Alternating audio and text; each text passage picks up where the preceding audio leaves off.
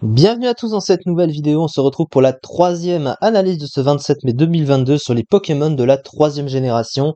Et le Pokémon de cette vidéo, c'est donc Eoko qui intervient dans l'ordre, qui au départ n'avait pas de préévolution, il en obtient une la génération suivante, en quatrième génération, Corillon, mais au départ il était juste seul dans son, dans son univers, dans sa famille globalement.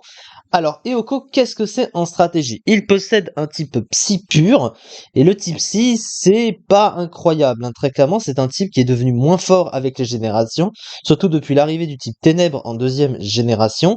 Un type qui ne comporte pas énormément de résistance, seulement deux, dont une à lui-même. Il garde quand même sa résistance au type combat pratique, hein, c'est un des trois types super efficaces sur le type acier, mais il a trois faiblesses extrêmement gênantes, le type insecte, ténèbres et spectre. Il est super efficace sur deux types, hein, combat et poison. Il n'a pas vraiment d'autre utilité autour, si ce n'est qu'il a un coverage neutre correct, hein, et en général, c'est plutôt pour ça qu'on lui trouve une utilité, mais c'est pas non plus incroyable. Le type ténèbres y est immunisé aussi, il faut le noter, et c'est un type très vu. Il a, en termes de talent, lévitation, qui lui donne une immunité au type sol, donc ça, à ce niveau-là, il est plutôt content, parce que ça, voilà, ça lui donne deux résistances qui sont deux des trois types super efficaces sur le type acier, au final, donc il est plutôt correct à ce niveau-là, mais au niveau du type, voilà, et comme ce que j'ai dit à plusieurs reprises, c'est que tu préfères avoir un double type pour apporter un petit peu plus défensivement et un peu plus offensivement, parce que le Pokémon est déjà mauvais de base, et donc du coup, bah ça aurait peut-être, lui aurait peut-être à rajouter un tout petit peu plus d'utilité, un peu plus de puissance avec un deuxième stab, ou un peu plus de résistance avec ça, voilà, un petit peu. Assez souvent, en général, tu préfères toujours avoir un double type de toute façon.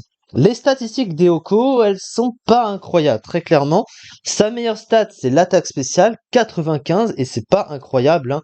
Surtout qu'avec le temps, les Pokémon sont devenus de plus en plus forts, donc c'est vraiment pas fou. Et à côté, ses stats sont pas oufissimes non plus. Il a 50 en attaque, ça, on n'en parlera pas. Il a un bulk avec 75 en PV, 80 en défense, 90 en SPDF. C'est passable, mais c'est pas non plus incroyable, surtout sur le physique. Et une vitesse de seulement 65, donc il en fait pas un Pokémon offensif très rapide. Et ça, on sait que c'est pas vraiment ouf. Son move pool, il est correct, mais pas incroyable non plus. Il possède l'accès à plénitude pour se booster. Il a accès à quelques attaques offensives. Alors il a les attaques de type psy, hein, évidemment, psycho, choc psy. Il a accès à ballon, il a accès à dazzling beam, energy ball, des trucs qu'on retrouve assez fréquemment. Il a accès à soins quand même pour se soigner, donc voilà, il a quand même un bon move de soins. Il va pas s'en plaindre. Il a quelques options de soutien, il a provoque, toxique, tour magique, distorsion, ça, voilà. Mais pas plus. Il a aussi vœu, par exemple, hein, s'il veut s'en servir pour un Pokémon de sa team. Mais malgré ça, il a quand même pas énormément d'options de coverage et ses sets sont très prévisibles en stratégie et donc sur le terrain. Malgré l'accès aussi à des trucs utiles, genre Heal Bell, donc pour Glade de soin pour soigner les statuts de la team. Donc, il a quand même des options de soutien intéressantes, mais bah, il est très rapidement mis en concurrence avec d'autres Pokémon qui font un peu la même chose que lui, genre Gardevoir par exemple. Hein, c'est très facile, la vide concurrence qu'on peut lui admettre. Gardevoir est pas très très haut non plus dans les tiers, mais ça fait partie de ses concurrents. Et il y a d'autres types psy qui sont meilleurs que lui, avec un double type notamment pour apporter à ses Pokémon plus d'intérêt. On peut aussi noter par exemple la présence de Wimessir, hein, qui pose le Thérapsien en arrivant sur le terrain, tout comme Tocopillon très très haut dans les tiers.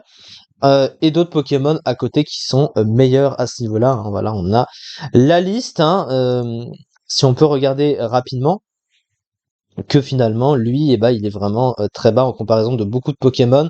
Il y a Victini, Mentali, même Noix de Coco, hein. Noix de Coco, c'est triste. Il y a les mégas qui sont plus là, mais bon, avant c'était ça. Bah, il est pas revenu, hein, dans Épée et Bouclier.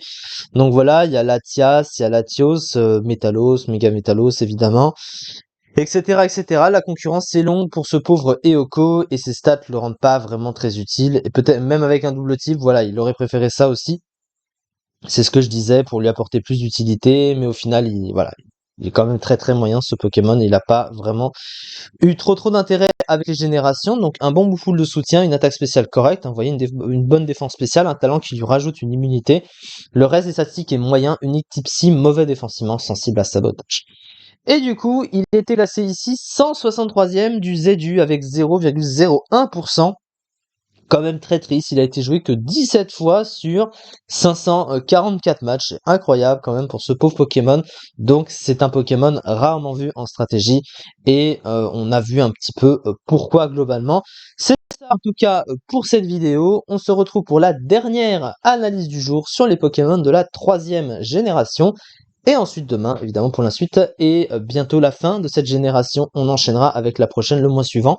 Merci beaucoup en tout cas de m'avoir suivi et à très vite pour la suite.